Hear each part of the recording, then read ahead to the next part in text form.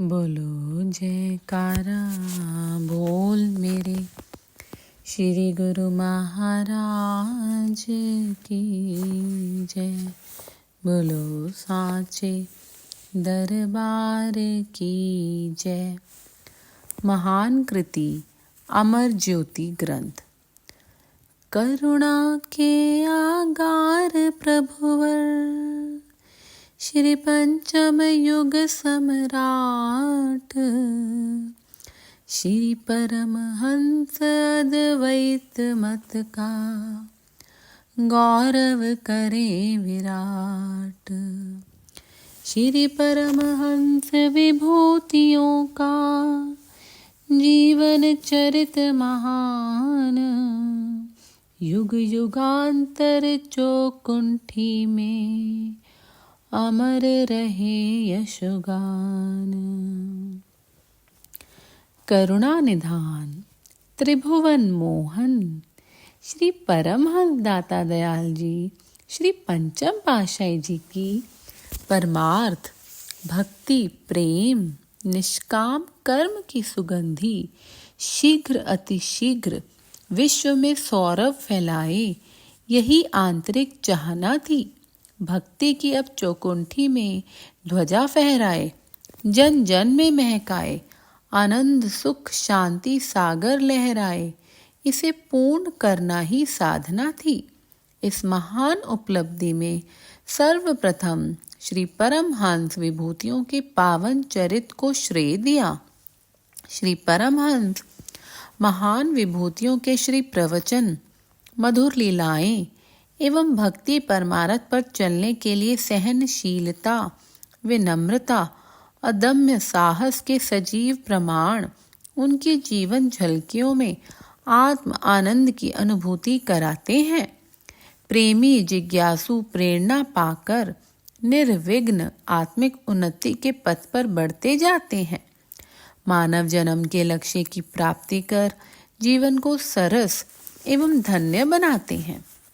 सृष्टि नियंता के अद्भुत विधान अनुसार, कार्य की रूपरेखा के अनुसार उपयुक्त समय के लिए सभी साधन भी जुटा दिए जाते हैं।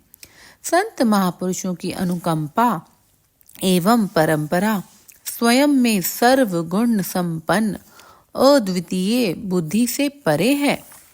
रिद्धि सिद्धि इनकी चरण चेरी बन सेवा के लिए तत्पर रहती है। ये अपने साधन पर उत्तरोत्तर बढ़ते हुए जीव कल्याण हित निरंतर प्रयत्नशील रहते हैं। श्री परमहंस अद्वैत मत के उन्नायक श्री परमहंस दयाल जी, श्री प्रथम पातशाही जी एवं सभी महान विभूतियों के पावन चरित का एक एक शब्द भक्ति के मुक्ता कणों की आभा से ओत प्रोत है। अमर ज्योति ग्रंथ को खोलते ही आत्म आनंद की अनुभूति होती है और सुरती सच्चे सुख में लीन हो मस्ती के नजारे पाती है। जब भी कभी जीवन में बाधाएं, कठिनाइयां एवं अवसाद के क्षण आए, महापुरुषों के जीवन चरित का अध्ययन एवं मनन ज्योतिस्तंभ बन अपने आलोक द्वारा सुचारू पथ प्रदर्शन करता है। इसमें निहित ज्ञान की प्रखर किरणों से अज्ञान तिमिर छट जाता है और जीव सरलता से उन परिस्थितियों में सुख शांति का मार्ग पा लेता है। युग युगांतरों तक अक्षय अमर स्वर्ण अक्षरों में महापुरुषों के पावन चरित का संकलन करने के लिए आपने अगस्त सन 1970 में ही गुप्त रूप से उसका शुभ आरंभ श्री आनंदपुर में किया। श्री परमहंस अद्वैत मत 50 पृष्ठों में छपा हुआ था। उसमें अधिकतर श्री आनंदपुर की रचना को प्रमुखता दी गई थी। अब उसके माधुर्य और सौंदर्य को विस्तार रूप देना था। आपने आंतरिक दृष्टि से कृपा करते हुए सेविका को बुलाया और फरमाया, हमें इस छोटी पुस्तक को ग्रंथ के रूप में बढ़ाना है। यह कार्य अभी गुप्त रूप में करना है। महापुरुषों की महिमा अगम है, उसके कुछ अंश को समय आने पर प्रकट करेंगे। सेवक ने श्री आज्ञा को शिरोधार्य कर विनय की, प्रभो इसे कैसे करना होगा? गुरुवाणी, रामायण एवं अन्य किसी भी संतवाणी का मुझे कोई ज्ञान नहीं। श्री वचन हुए, श्री परमहंस दयाल जी की शक्ति से सब कार्य पूर्ण होगा। अगस्त सन 1970 से दिसंबर सन 1971 तक परमारथ को विकास रूप देते हुए एवं श्री प्रयाग धाम, श्री संतनगर, श्री अनंतपुर में निर्माण कार्य करवाते हुए लेखन के लिए अधिकाधिक समय देते।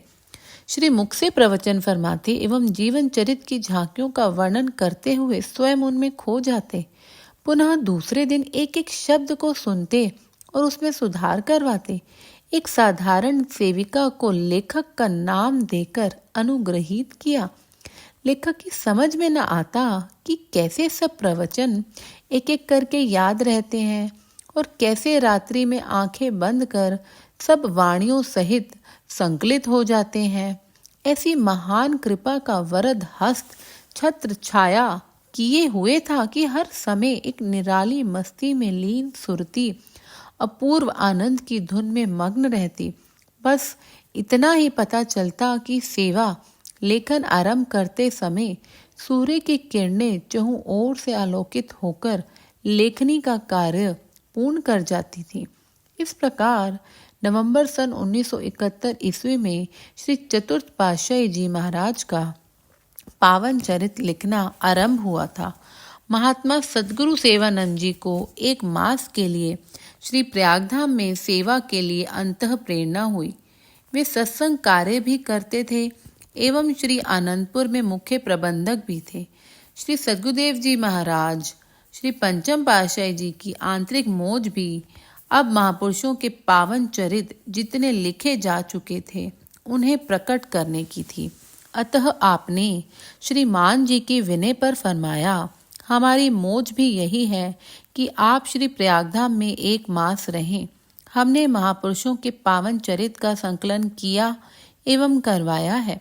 आप उसे अब पढ़ें और उसमें कुछ संशोधन करना चाहें तो वह भी कर दें। महात्मा योग रोशनानंद जी आपके पास आएंगे, उन्हें सब समझा देना। आप श्री द्वितीय पातशाही जी के समय से महापुरुषों के सानिध्य में हैं। यदि कुछ और लिखवाना चाहें तो लिखवा सकते हैं। श्रीमान जी के पास महात्मा जी प्रथम दिन गए और उन्होंने श्री परमहंस महान विभूतियों के पावन चरित आरंभ करने से पहले के शीर्षक पढ़ने आरंभ किए। श्रीमान जी ने कहा, महात्मा जी, सच ही तो है कि कुदरत की ओर से जिस कार्य को संपन्न करने का श्रेय जिसे दिया जाता है, समस्त दैवी शक्तियां उसकी सहयोगी बन जाती हैं। अब हमें भी इस सेवा का सौभाग्य मिला है। हमारे अहोभाग्य। इस प्रकार एक मास तक नित्य प्रति उत्साहपूर्वक महापुरुषों के प्रवचन एवं लीला श्रवण कर श्री आज्ञा का पालन किया। उस समय उनके मन में अथाह भाव उमड़ घुमड़ कर आते, जो उन्होंने श्री अनंतपुर में आकर सब प्रबंधकों के सामने प्रकट किए। दिसंबर सन 1971 में श्री सद्गुरुदेव जी महाराज ने श्री संत नगर से श्री अनंतपुर में कृपा फरमाई। अब तक श्री चतुर्थ पातशाही जी महाराज का पावन चरित लगभग पूरा लिखा जा चुका था। श्री पंचम पातशाही जी महाराज के अंतर्मानस में मौजों का अथाह सागर उमंगे भर रहा था। उनकी यह प्रबल मौज थी कि इसका स्वरूप शीघ्र ही सबके सम्मुख प्रकट किया जाए। माघी के पर्व पर सत्संगी महात्मा जन श्री दर्शन के लिए आ चुके थे। मोती बाग में अभी कच्चे कमरे का निर्माण हुआ था। आपने महात्मा योग आत्मानंद जी, महात्मा सद्गुरु सेवानंद जी, महात्मा गुरु दर्शनानंद जी, महात्मा आत्म दर्शनानंद जी, महात्मा परम विवेकानंद जी, महात्मा अखंड प्रकाशानंद जी, महात्मा धर्म श्रद्धानंद जी, महात्मा रोशनानंद जी, महात्मा योग प्रकाशानंद जी व अन्य प्रमुख महात्मा जनों को बुलाकर वचन फरमाए।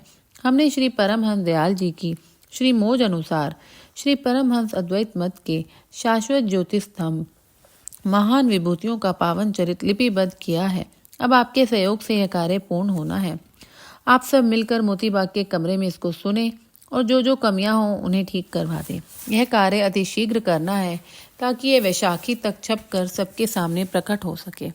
विलक्षण, विलक्षण, अद्भुत, महान आश्चर्य श्री परमहंस अद्वैत मत श्री आनंदपुर सत्संग केंद्र की ऐतिहासिक गौरवशाली स्वर्णिम उपलब्धि। इसकी महिमा के लिए कोई शब्द ही नहीं जिसे जिह्वा कहकर सुना सके। श्री सद्गुरुदेव जी महाराज आपके इस दिव्य लौकिक कार्य की संपन्नता पर सभी महापुरुषों, हम सेवकों एवं श्री परमहंस अद्वैत मत की संस्था को गर्व है। ऐसा कहकर श्रीमान जी ने सभी महात्मा जन सहित दंडवत प्रणाम किया। बाकी महात्मा जन यह सोचकर हैरान थे कि ऐसी क्या महान उपलब्धि है, अभी कुछ सामने प्रकट तो हुआ नहीं। श्रीमान जी चूंकि इसका अध्ययन कर चुके थे, अतः उनके हार्दिक एवं आंतरिक उद्गारों ने सबके सामने इस रहस्य को दर्शा दिया। श्री आज्ञा अनुसार सभी महात्मा जनों ने पावन चरित्र को सुनने का कार्य आरंभ किया। प्रत्येक दिन श्रीमान जी एवं महात्मा योग प्रकाशानंद जी श्री प्रभु जी के चरणों में जाते और गुणावली का बखान करते। श्री वचन हुए कि इस संस्करण में उपयुक्त स्थान पर इस महिमा को लिख देते हैं, शेष पर पुनः विचार किया जाएगा।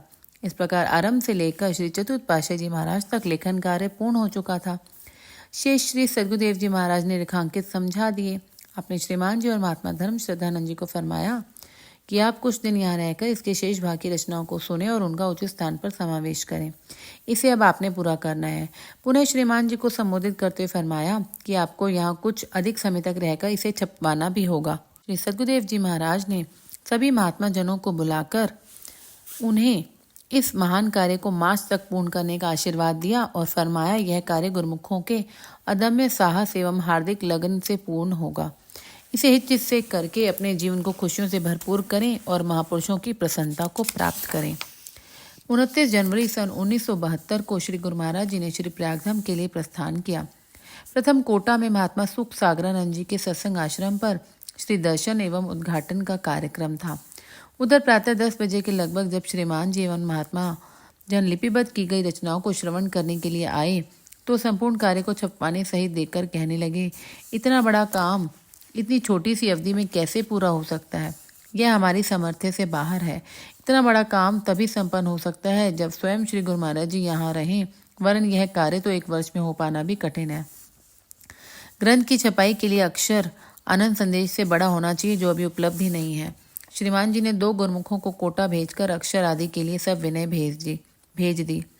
इधर लेखक के मन में विचार आया कि क्या श्री गुरु महाराज जी की मोह जब पूर्ण नहीं हो पाएगी। उसने अपनी विनय पत्रिका श्री चरणों में भिजवा दी। गुरुमुखों को जब श्री दर्शन का सौभाग्य प्राप्त हुआ तो उन्होंने विनय पत्रिका भेंट कर श्रीमान जी द्वारा पसंद किए गए अक्षर इत्यादि दिखलाए। श्री वचन हुए कि आप आशीर्वाद पत्र ले जाएं और श्रीमान जी को सौंप दें।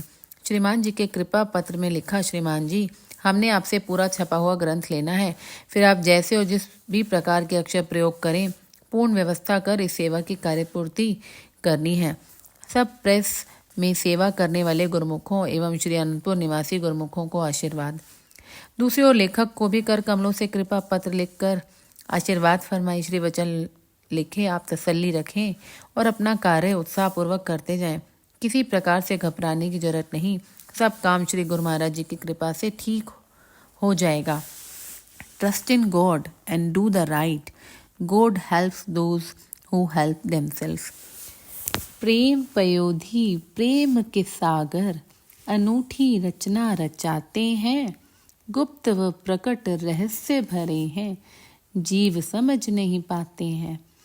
गुरु सेवा के अजब नज़ारे, सच्चा आनंद बरसाते हैं, अद्भुत पावन समय सुहाना श्री आनंदपुर में सरसाते हैं।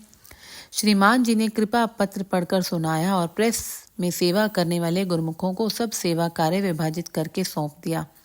भक्तों की तरफ छपाई की सेवा होने लगी और भक्तानियां कंपोजिंग व प्रूफ रीडिंग की सेवा करने लगी।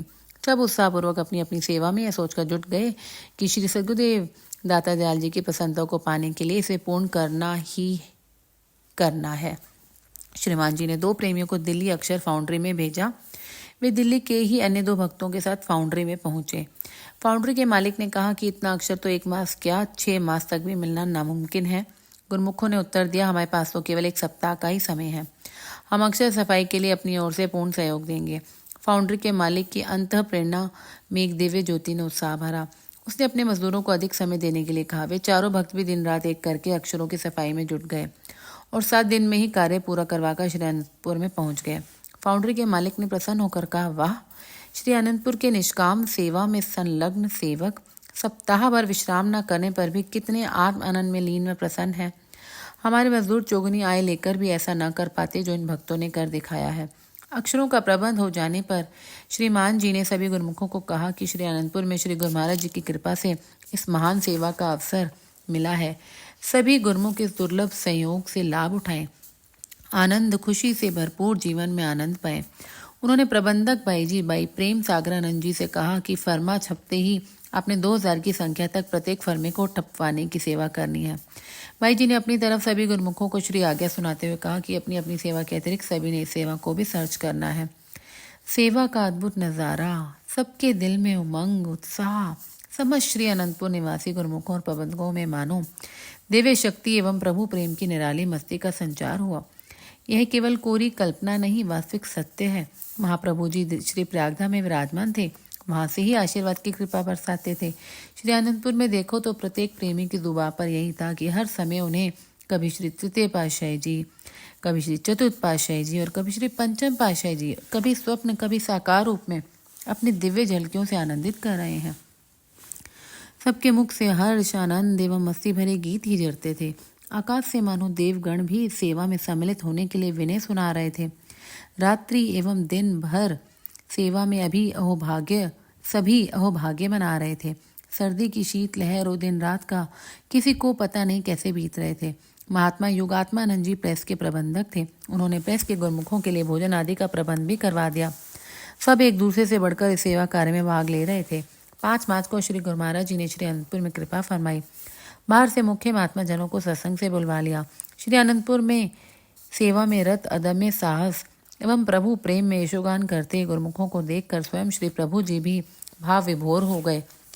आपने सभी महात्मा जनों, महात्मा योगात्मानंद जी, महात्मा सद्गु सेवानंद जी, महात्मा गुरु दर्शनानंद जी, महात्मा आत्म दर्शनानंद जी, महात्मा शांत आत्मानंद जी, महात्मा परम विवेकानंद जी, महात्मा सत शांतानंद जी एवं प्रेस के गुरुमुखों को बुलाया। फरमाया, आप गुरुमुखों की सेवा रंगलाई है।